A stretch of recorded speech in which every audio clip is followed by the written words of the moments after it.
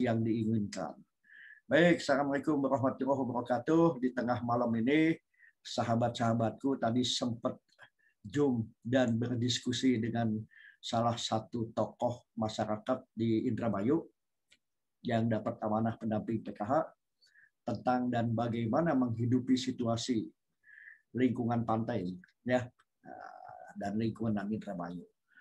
Baik, hari ini kita coba di edisi yang ke-6 ini kita coba strategi pemberdayaan, di mana strategi pemberdayaan itu ada 7P disebutnya.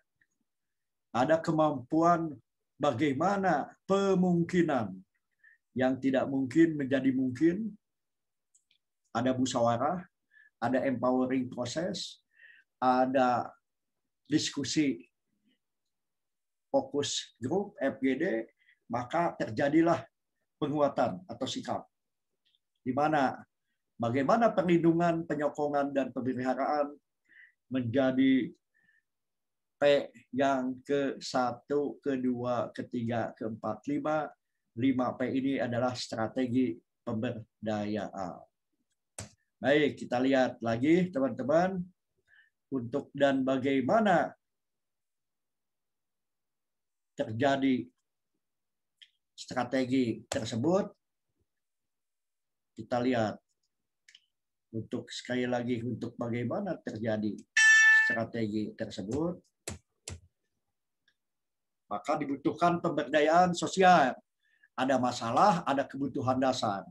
Lewat pendidikan, lewat praktek, ada kebutuhan material seperti air dan partisipasi untuk dan mampu memecahkan masalah. Baik, kita coba lihat fungsi-fungsi pemberdayaan sosial. Fungsi-fungsinya arahnya kemana, caranya bagaimana. Kita lihat, ada motivasi, ada pembelajaran, dinamis, inovasi, mediasi, pengorganisasian, untuk dan bagaimana masyarakat mampu dan berdaya. Baik, teman-teman, kita ulangi lagi. Ya. Kita ulangi lagi bagaimana situasi terhadap kekuatan strategi itu. Maka kuatkan komunikasi, pembelajaran, pengorganisasian, motivasi, inovasi kepada sebuah visi dari siapapun yang mempunyai amanah kepemimpinan. Maka rumusnya seperti ini, keterlibatan, partisipasi, termasuk sukarela dalam penguatan proses. Ini dia tingkat partisipasinya, happy endingnya kemandirian. Dari yang pasif dengan informasi, terjadilah konsultasi, partisipasi, maka bagaimana partisipasinya menjadi fungsi dan interaktif. Kita lihat ya, sehingga alhamdulillah dan insya Allah kawan-kawan akan menemukan bagaimana bina manusia, bina usaha, bina lingkungan menjadi jejaring kelompok yang masuk kepada kekuatan individu. Ada individu, ada kelompok, dan ada jejaring. Menjadi sebuah sistem.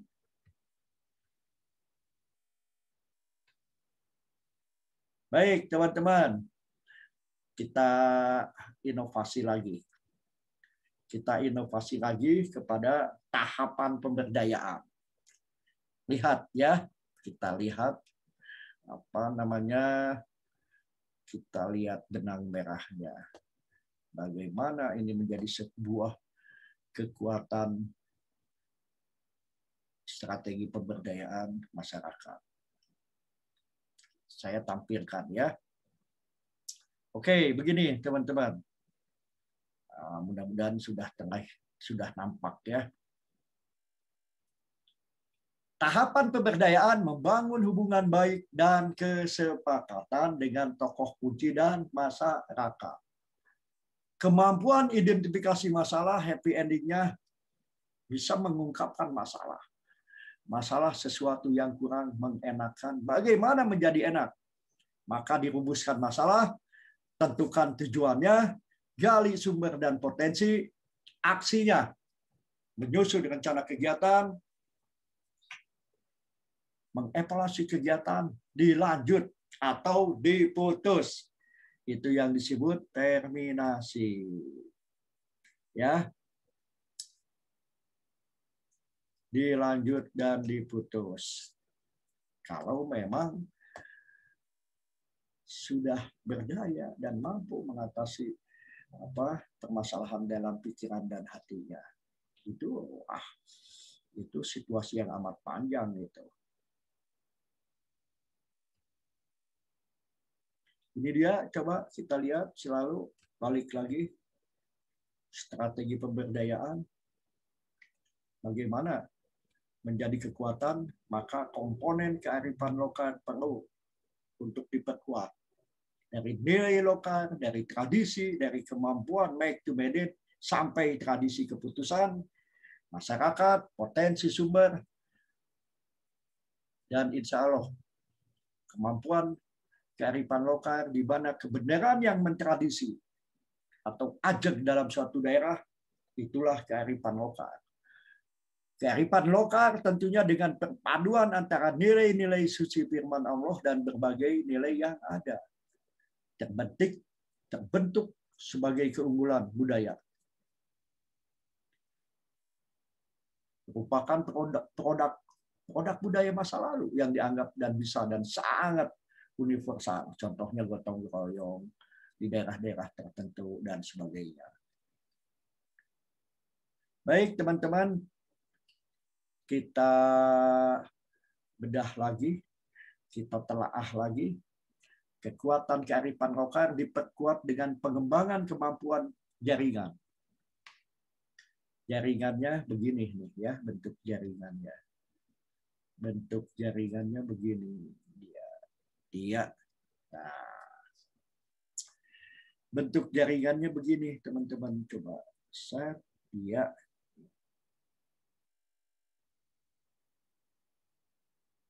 Nah,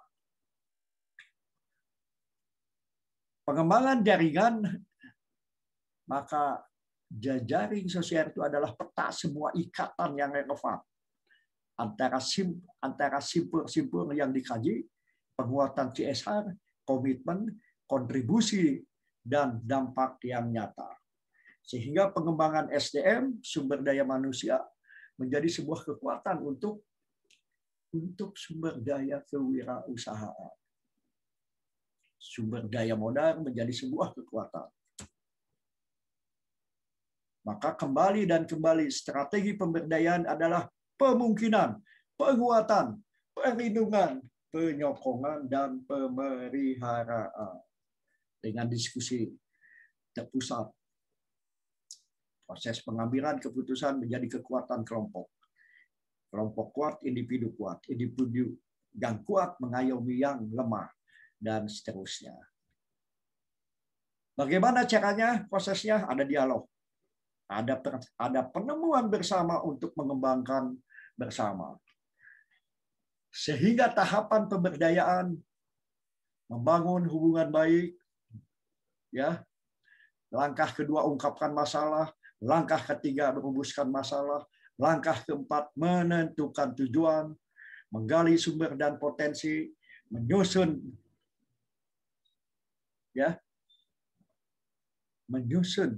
rencana kegiatan, aksi kegiatan, evaluasi, dilanjutkan atau diputus. Pemberdayaan sosial ada masalah dengan pendidikan, gaya praktek, kebutuhan dasar terpenuhi dengan kekuatan partisipasi. Baik teman-teman yang kami banggakan, bagaimana pemberdayaan itu terjadi, maka inilah lingkaran-lingkaran jejaring sehingga pemberdayaan sosial menjadi pemberdayaan masyarakat. Ini tekniknya, komunikasi, pembelajaran, pengorganisasian, inovasi menjadi sebuah pembaharuan. inovasi, pembaharuan dengan kreativitas. Suka tidak suka ini dia keterlibatan lingkup proses partisipasi. Membangun partisipasi tentunya sebuah seni untuk bagaimana masyarakat membangun dirinya sendiri, maka keterlibatan amat dipentingkan di dalam pertemuan kelompok bulanan, mingguan, dan berikan mereka pendapat, berikan pengambilan keputusan bersama, maka partisipasi dari yang paling mendasar, partisipasi yang pasif, semu, dikuatkan dengan informasi menjadi partisipasi konsultatif, bertanya masyarakat. Maka menjadi supporting insentif kepada kemampuan untuk partisipasi, memfungsikan dirinya untuk mampu dan bisa. Kembali interaktif lagi, maka partisipasi menjadi sebuah kemandirian untuk membangun keluarga, ya, untuk membangun lingkungan dan membangun organisasi besar. Ini lingkungan pemberdayaan. Bangkit, bina manusia. Bina usaha, bina lingkungan, bina lembaga. Saya katakan dimanapun jejaring itu terbentuk dengan kekuatan individu, kelompok, sistem. Pertanyaannya, sistem yang dibangun kelompok atau kelompok yang membangun sistem? Wah, ini menarik sekali ini. Baik, inilah dia. Sumber pemberdayaan selalu kekuatan RSM, kekuatan pemerintah, kekuatan masyarakat, CSR. Baik kawan-kawan, terima kasih. Mudah-mudahan kembali kita akan terus menginovasi. Pembelajaran yang paling baik tetap lifelong education sampai akhir hayat. Jikir, pikir, ukir. Ini baju ini misalnya. Masa lalu tercipta Satgasos, Satuan Tugas Sosial. Diberangkatkan ribuan orang ke daerah untuk dipentaskan generasi muda. Maka semangat, ya. Baik, terima kasih. Semangat untuk mampu